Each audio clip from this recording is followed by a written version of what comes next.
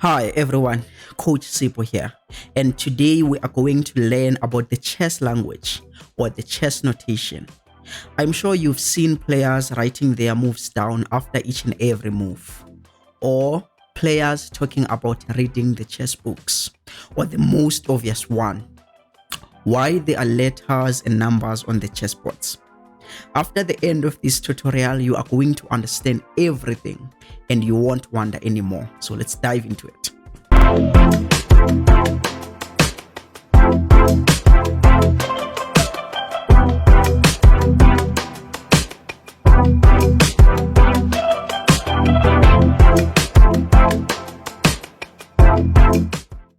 The reason I decided to deal with today's topic is because on my previous videos, I used the language that could only be understood by intermediates and advanced chess players.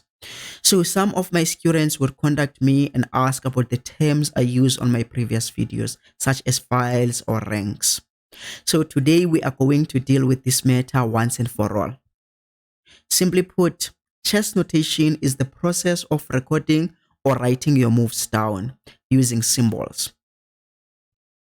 Therefore, chess notation helps us so that we can be able to access our games in the future, which in turn helps us to be able to self-introspect. And self-introspection helps us or our coaches to be able to identify our strengths and weaknesses and improve our overall game. So we are going to start with the chessboard. Once we understand the chessboard, we can easily notate. Okay, so let's get started with the chessboard. This is the chessboard and it consists of 64 squares. There are 8 squares going vertical or upwards. There are also 8 squares going horizontal or sideways.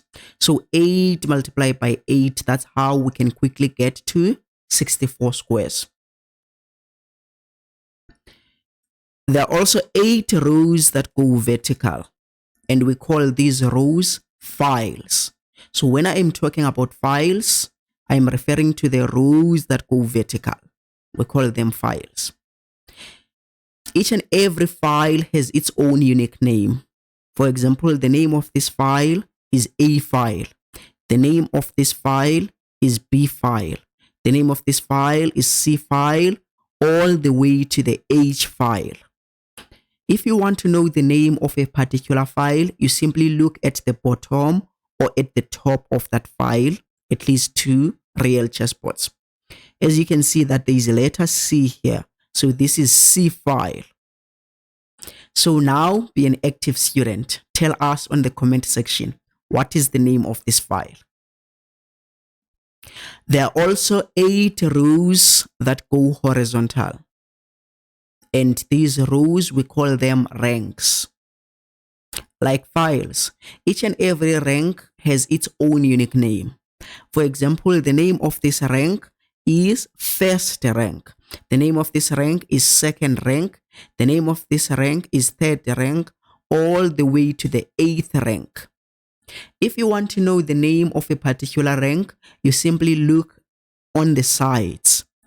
For example, the name of this rank is third rank because we can see number 3 on the side. Again, be an active student. Let us know on the comment section, what is the name of that rank? The next step is to master the name of each and every square. Remember, I told you that there are 64 squares and each and every one of them has its own unique name. For example, the name of this square is D4. The name of this square is F5. How do you know the names of the squares? You simply combine the letters and the numbers and you get the name of the square. We use coordinates. This is D4 because that square is on D file and on the 4th rank. So this is D4. The name of this square is E7. Again, be an active student and let us know what is the name of that square. Now that you understand everything about the chessboard, it is time to learn more about the chess pieces. As I told you that when we write the moves down, we don't write in sentences, but we write in symbols. So for the pieces, we don't use the full names of the pieces when we notate them down. We use symbols, which is the initial letters of all these pieces except for the pawn. For example, for the king, we use letter K. For the queen, we use letter Q. For the rook, we use letter R. For the bishop, letter B. For the knight, we use letter N. Now, I know those who are good at spelling will say, no, the knight doesn't start with letter N.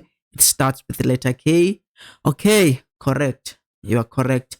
So the reason we use letter N for the knight is because letter K is already taken by the king. So we cannot use two Ks. That is why for the knight, we use letter N. Remember, we couldn't use letter K, so we went to the next letter when we write knight. So for the knight, we use capital letter N. By the way, for all the chess pieces, we use capital letters when we refer to them. But when we refer to the names of the squares, we use small letters. For example, when we write the name of the square, it would be small letter B and 7, because the name of that square is B7. So for all the pieces, we use the initial letters. For the pawn, we don't use any piece, but we just write the destination where the pawn went.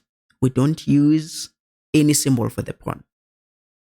So let me give you quick examples. If the rook moves from this square, we don't write where the rook is from. We simply write the destination. But we should also be specific that the rook went there. So if the rook goes there, we'll write capital letter R, which stands for the name of the piece rook, and then we'll write D7. So capital letter R, then small letter D7, meaning rook went to square D7. If the rook goes to that square, then we'll write capital letter R, H2, meaning the rook went to square H2. If the bishop moves square to that square, we'll write capital letter B, which stands for the bishop, and small letter B7. Remember, for the names of the pieces, we use capital letters. Then for the squares, we use small letters. If the knight moves from this square to that square, then we would write capital letter N, D5. Capital letter N stands for the knight, then D5 stands for the name of the square, the destination of the knight, where the knight went. Remember, for the pawns, I told you that we don't have any symbol for the pawn. We simply write the destination. So if this pawn moves from this square to that square, you don't write P E4. You simply write the destination. So you would write small letter E4. You just write the destination. There is no P for the pawn. Okay. Apart from the symbols of the chess pieces, there are also other important symbols, such as the symbol for the check, checkmate, capture, castling, and so on. Remember, I told you that when you notate the moves, you don't write in sentences, but you write in symbols. So for the capture, we use letter X. For the check, we use a plus sign. For a checkmate, we use hashtag. For kingside castling, we use 0 dash or hyphen 0. For queenside castling, we use 0 dash 0 dash 0. So for queenside castling, there are 3 zeros separated with dashes. For the kingside castling, we use 2 zeros separated by 1 dash. So let's start with a capture. If you capture something, for a capture, we use symbol X to show that we captured something. If this rook moves from the square and capture that knight, we would write capital letter R, which stands for the rook, then X in between to show we captured something. Then at the end, we would write the destination of the square where the rook went. So we would write capital letter R, X to show that we captured something. Then we would write the name of that square, which is D6. So R for the rook, X capture, D6 for the name of the square. So if, let's say you have your king here and your rook goes there, you would write capital letter R to show that the rook moved. And then you would write the destination of the rook, which is C3. And then at the end, you would write a plus sign, which means check. So rook went to C3 and check. Check is when a piece is attacking the king. So you know the symbol for the pieces. It is the initial letters of the pieces. You know the symbol for the capture, it is letter X. You know the symbol for the capture, it is, you know the symbol for the check, it is a plus sign. Now, the symbol for castling, I told you on the king side, you write 0-0. So if you write 0-0, I would automatically know that you castled on the king side. Otherwise, if you had castled on the queen side, you wouldn't write 0-0. Instead, you would write 0-0-0. Now, I think you understand everything about chess notation. Okay, one more thing.